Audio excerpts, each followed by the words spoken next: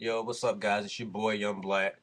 I'm gonna always say quick. It's not gonna be quick. It's probably gonna be 15 minutes because I like to give you guys some shit to watch, so you guys sit down and really listen to my ass. Uh, it's my review for Dragon Ball Z Ultimate Tenkaichi.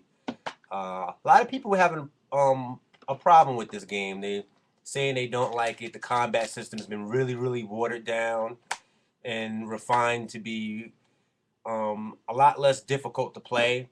The gameplay is a lot easier than the past Dragon Ball Z games that we used to. But I can't stop. When I first put the game in, I was a little disappointed too. Like a lot of people are saying that the game is just too simplistic. It relies a lot on luck, and it's really not. It doesn't take that much skill to play at all. But I can't front. The game is starting to grow on me. I mean, you gotta really play it and give it a chance. The battles get a lot more intense, and this game is not really supposed to be a Tenkaichi. They shouldn't have called it Tenkaichi because as soon as you hear that, you figure the game is going to play a certain way because of that title, because you know what the other Tenkaichi games play like.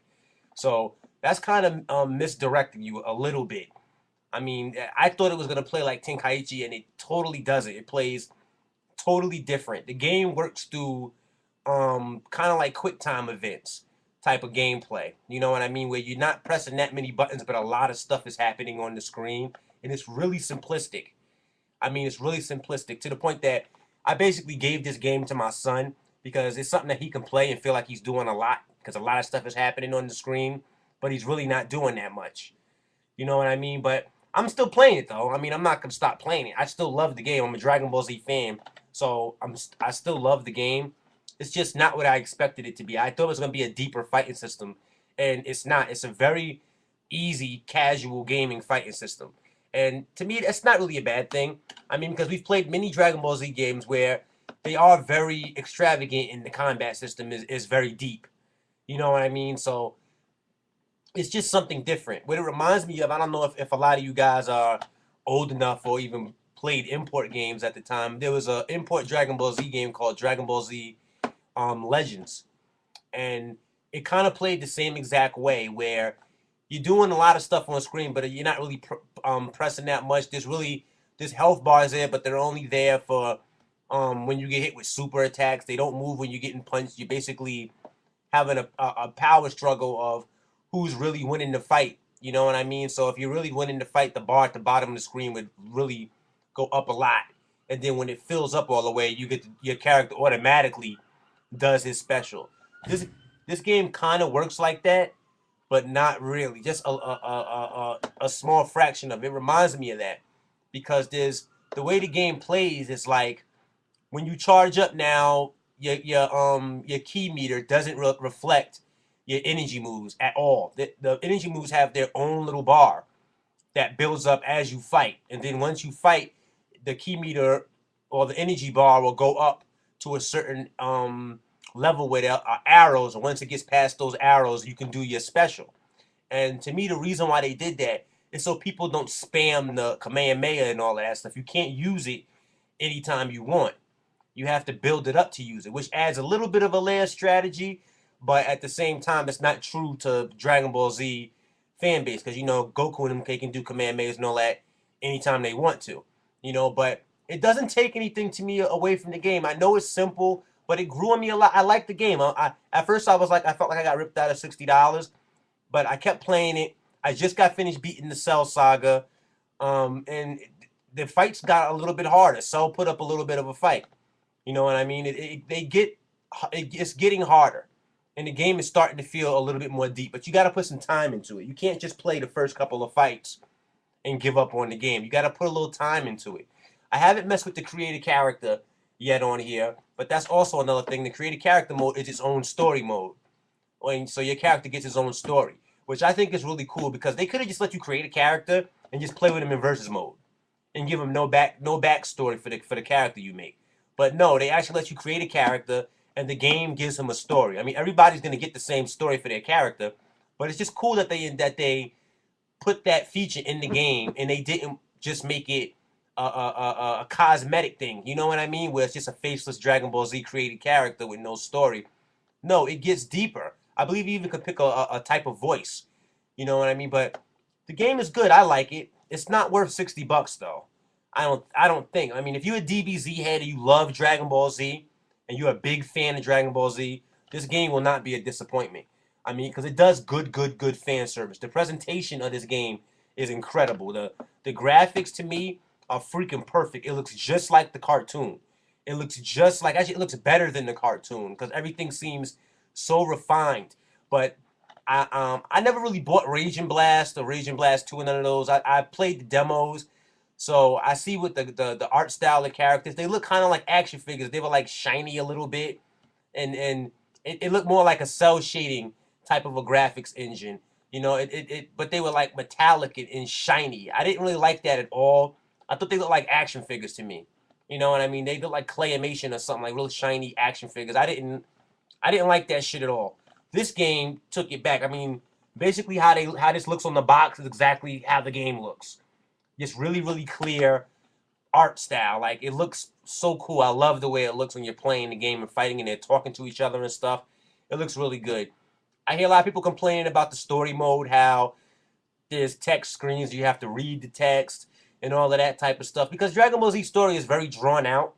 And they've made so many of these games now that they figure, as a fan of Dragon Ball, you could just skip over the story because you know basically what happened, because the fans of Dragon Ball are very fucking knowledgeable of the characters. It's a game. It's a anime that's been out for so long. The fan base is so deep that people know all the stories. So to me, it's okay that the text is there. I don't have to see it all play out in a real fancy done up art video. You know what I mean? I don't have to see it that way because I already know the story pretty much. I've seen Dragon Ball, the anime series, numerous times. I've watched it numerous times.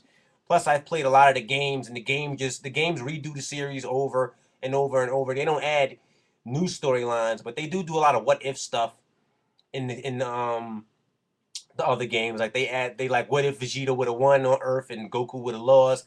Like, they do a lot of what if stuff in the other games. Is this the best DBZ game out that they've made so far? No. I still think Tenkaichi 3 on the PS2 is still the best, more intricate Dragon Ball Z game on the market. But I do like this game though.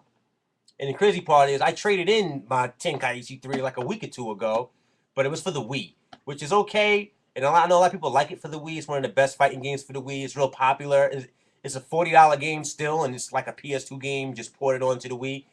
But it's so popular for the Wii because the Wii doesn't have any freaking fighting games besides Tatsunoko versus Capcom. I mean, there's nothing else to play on it that's a deep fighter besides Dragon Ball Z.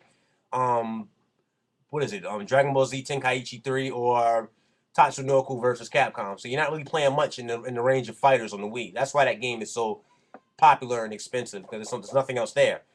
But I like this game a lot. Give it a try. Don't listen to all the reviews. You know, if you're a DBZ fan, a real DBZ head, you know what I mean, and you're looking for something different and something that's more casual and that you don't have to sit there and really rack your mind to play, because, you know, some of the DBZ games, like, you gotta press circle at the right time to teleport and all that, and that stuff is deep, and it has a lot. It makes you have to do muscle memory and your timing and everything, but sometimes it gets a little extravagant. You just want to have fun, and you know what I mean, watch everything unfold. And this game does that, and it still puts you in enough control that you feel like you're doing what the characters are doing on screen. You're just not pressing a lot of intricate button combinations to get stuff done. And I know some people like that. I do too for some games, but this is real casual, and I like it. You know, it's like I get to enjoy watching the anime fights, you know, from the cartoon, and I get to control parts of it too and make it play out. And the presentation is so freaking good. Like, they have cutscenes from the cartoon, but they're like redone in like super HD quality, and they look immaculate. I don't know why they didn't do the cartoon. I mean, Dragon Ball Z Kai, they saying that the art in there is like redone and like recolored or something like that. I believe, like, there's certain things about Kai that's supposed to be better than the regular Dragon Ball Z series. It's supposed to be an updated version just of the old series. This game puts that to shame. The movie sequences in this game, they're full animation, like straight out the cartoon, but they're done at such a high resolution, and on your HD TV, the colors just pop. It's just amazing. It's beautiful. I mean, it's beautiful. And I wish they do that with the anime. I wish they re-release the anime on Blu-ray and make it look like that. Maybe it does on Blu-ray. I haven't seen Dragon Ball Z on Blu-ray yet. I need to invest in that. But this is a real good game, and I like it a lot, and it's grown on me. You got to give it a chance, you know. And a lot of people jump to conclusions because they think that oh, the game should be a lot harder in difficulty, and it should the button combinations, the fighting system should be a lot more deep. They've done that already. This game to me is more like the new version of Legends, Dragon Ball Z Legends, and they shouldn't have Tenkaichi on the box because it really does throw you off when you see that because you expect there's something else and you get something totally different, you know, from the Tenkaichi series. I mean, Ultimate Tenkaichi makes it even more. It's like, oh, this is the Ultimate Tenkaichi game, so it's going to be ultimately deep, but it's really not. It's ultimately not deep at all. It's very simplistic, but it's still really good. It's still really, really freaking good, and I like it. I like it a lot. I mean, a lot of you guys out there are not gonna like this game. So maybe rent it if you could find some way to rent it at. I know what is it, GameFly and all that type of stuff. I don't use none of that crap. I buy everything. I haven't rented anything in so long. But I mean, if you can rent it and give it a try. The story mode is pretty long. I mean, there's a lot of content in this game too. There's a lot of unlockables, a lot of content. Everybody's move is unlockable, so that you can make your creative character using stuff that you unlocked. I wish that I haven't delved into the creative character yet, but I know they're probably not gonna do this. But I would hope that they would put moves in the creative character thing where those moves aren't part of the Dragon Ball Z universe. Like give the creative character some unique stuff that only he has. They make the character have his own identity instead of me having to put a Kamehameha or the Final Flash as a special. You know what I mean? Can he have his own attacks? I know they're probably not gonna do that, which is okay. There's enough moves in Dragon Ball Z that you can make a character that's pretty fleshed out and have his own identity. You can just make it seem like, okay, he trained with Goku and Vegeta a little bit, so he kind of has their moves, type of thing. You know, so it's still gonna be cool to see a character that you create and you build from the ground up, and he has his own stories.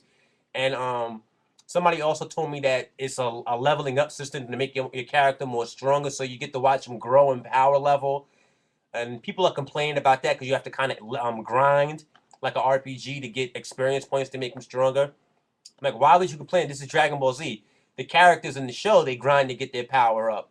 I mean, they go in hyperbolic time chambers and they threw Gohan out in the wilderness to train him. Like that's like grinding, right? Like they really do extreme stuff to make themselves more powerful. You know what I mean? They don't just start off super duper powerful. They have to train and go through extravagant regimens of fighting and things like that. So it's kind of cool that they did that. And I can't wait to start that. But I'm beating the story mode first. And then I'm gonna go on to the creative character stuff. So it gives me a lot more tough stuff to do. If I do it all at once, I'm gonna be shortcutting myself, I feel like. And I already spent $60 on the game and I didn't feel like it's worth $60. But I'm having a good time out of it. It's growing on me. Maybe by the time I finish, I'll feel like I got my whole $60. I'll let you guys know my full opinion of it when I finish it. But right now, it's starting to heat up. It's starting to get better.